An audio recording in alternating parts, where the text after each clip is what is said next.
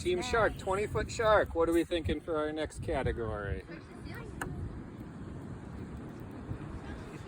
Sharks and seals? Whoa. That was just a tough question. Do we think this question's harder?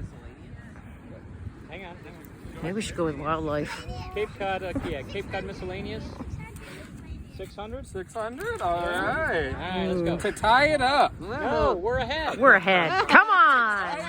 Oh, this These math. geological landforms, which dot the Cape and are named after a kitchen item, were formed by large chunks of ice left behind by the glaciers. Kettle pond.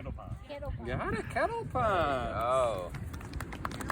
That's right. Is anybody swimming a pond here on Cape Cod? Beautiful freshwater ponds. Oh, God, yes. Beautiful. Has anyone visited the Salt Pond Visitor Center? Yes. In there. Yes. So that is a kettle pond. So if you imagine a glacier, if we're going all the way back to Cape Cod's birthday, that's like 23,000 years ago. We're in the middle of an ice age. We're at the peak of an ice age. If we were at the Salt Pond Visitor Center, we'd be buried under a mile-high wall of ice.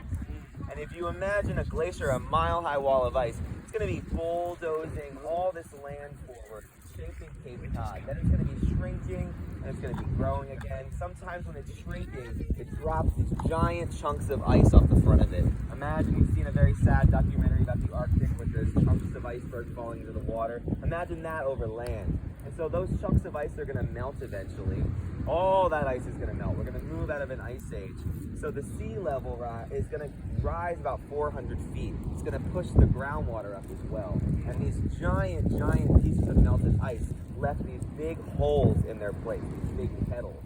As the groundwater rises, they fill up with fresh water, and then we name them things like Great Pond and Snow Pond and Salt Pond, and we swim in them today. Yay. So kettles, that's kettle ponds. Good work over here. We got some